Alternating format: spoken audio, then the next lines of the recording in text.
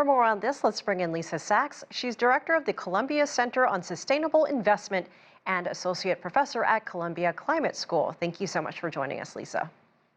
Yeah. Well, we learned this week China aims to reduce its carbon intensity or carbon emissions per unit of gross domestic product by 17% from 2026 to 2030. I just want to get your thoughts on what you've heard so far from the two sessions on climate. Yeah, right now, China is the only major economy that is navigating energy security, economic sovereignty, industrial competitiveness, and its climate commitment with absolute coherence, with a sequenced and a serious policy architecture, and visibly improving on every session. They identify what constraints are with their previous 5-year plan or what could be done better and are building on it. It's remarkable. And the events of the past week and how insulated or how protected China is from the incredible economic volatility and the energy volatility by building out its clean energy sector and its economy that is building the energy infrastructure for the rest of the world to be insulated from such volatility is really remarkable. So my experience has been that when China sets a goal, it surpasses it actually with an increasingly coherent policy architecture. So that's what I expect to see. Right. Reminder to everyone out there that China produces up to 80% of the world's solar panels and nearly 60% of global wind turbine components. How does that all play a role in its overall climate goals, especially as China itself continues to transition away from coal? I think when aggregate figures are described for China and China being a large emitter, it actually loses sight of some of the most important details for China. First of all, it is the largest country. So when we talk about aggregate, we lose sight of both per capita figures, which are half that of the US, but also the incredible direction of travel and how China, from a period of rapidly increasing emissions as it was building out its economy, was able to plateau its emissions and actually saw an absolute decline last year, even as it was showing extraordinary growth. And as you described, building the component parts that are allowing the rest of the world to decarbonize. So from a climate picture, China has been the most decisive component of the world's climate trajectory so far. It will continue to be, and its own climate record has been remarkable.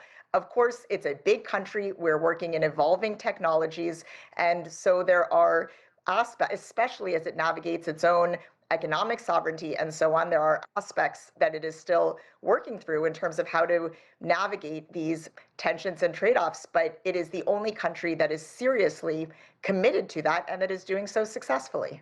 Lisa, I don't know if you've seen video of this recently, but we want to show our audience some really fun video. China is releasing high altitude wind turbines, the type that are kind of floating in the sky, something that you see in movies and films.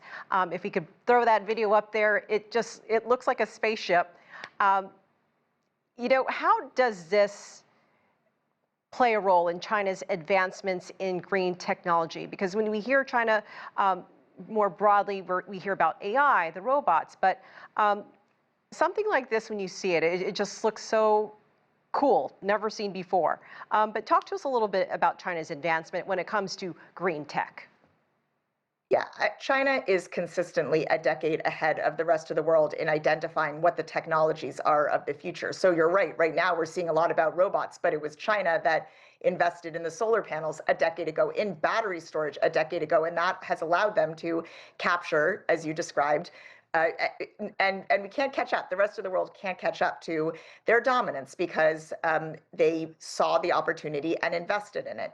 This incredible new technology addresses one important thing, which is that they realized that the power of the wind at high altitude is significantly higher than at the altitude of normal wind turbines. So that's why they've developed this, because the ability to capture power at scale at that altitude is much higher. Of course, they developed it with extraordinary speed. But the other really important thing about this technology is that it overcomes what is a major constraint in China and in other parts of the world, which is when the grid doesn't reach to remote areas. So one incredible opportunity for this new technology is that it can go to parts of China, but also other parts of the world, over deserts, over new industrial projects where the grid doesn't extend, and it can bring a high volume of clean energy to those sites. So that will be a remarkable development. I think the remaining questions are about the practicalities,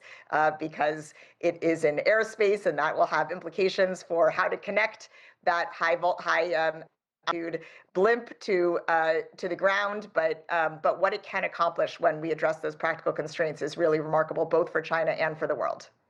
Lisa Sachs, love hearing about that. I hope we see more of those things all over the world. Thank you so much for joining us from New York. Thank you so much.